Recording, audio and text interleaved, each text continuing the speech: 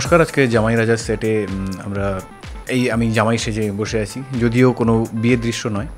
শ্রীমা আজকে শাড়ি টাড়ি পরে, তবে সিনটা অনেকটা ওই বিয়ের দিকে যাচ্ছে, ব্যাপারটা ওই ধরনের। এইটুকুই বললাম, বেশি বলবো না।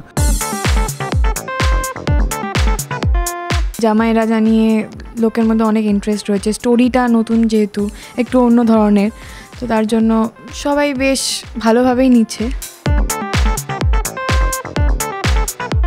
আমাদের কেমিস্ট্রি সম্পর্কে তো কিছু বলার নেই, কাজ করে তো ভালো লাগছে, ফিডব্যাকও ভালো, তো আশা করছি অনেকদিন চলবে এরমভাবেই।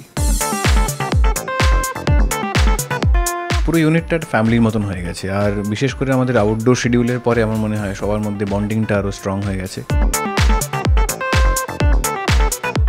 আমরা অনস্ক্রিন যেইভাবে আমরা বন্ডিংটা তৈরি করেছি, অফ স্ক্রিনের জন্যই যেহেতু ভালো বন্ডিং রয়েছে, তার জন্য অনস্ক্রিনে আমাদের এত ভালো বন্ডিং। কোন দিকে যাবে সত্যি কথা বলতে, মানে আগামী দিনে কী স্ক্রিপ্ট হাতে পাবো সেটা নিজেই জানি না, তাই জন্য আমি খুব টেনশনে থাকি সবসময়। মানে আজকে জানতে পারলাম হঠাৎ আমাকে ধুতি পরতে হবে, আগে একদিন পরেছি, আজকে আবার জানলাম যে তারপরে এখানে গাড়ি খারাপ হয়ে যাচ্ছে বলে সে নাকি ধুতি পরে রাস্তা দিয়ে যাচ্ছে সেখানে, মানে বিয়ের কথা বলার জন্যে। সেগুলো সবাই সকালবেলা এসে জানতে পারছি আর আমাকে তখন করতে হচ্ছে, তাই এটা এক্সাইটিং কিন্তু nervous at the same time. নীলাশার তো ঈশানকে ভালো লেগেই গেছে, তো তাই মাকে একটু পটানোর চেষ্টা করছে যাতে কিনা মারও ভালো লেগে যায় ঈশানকে।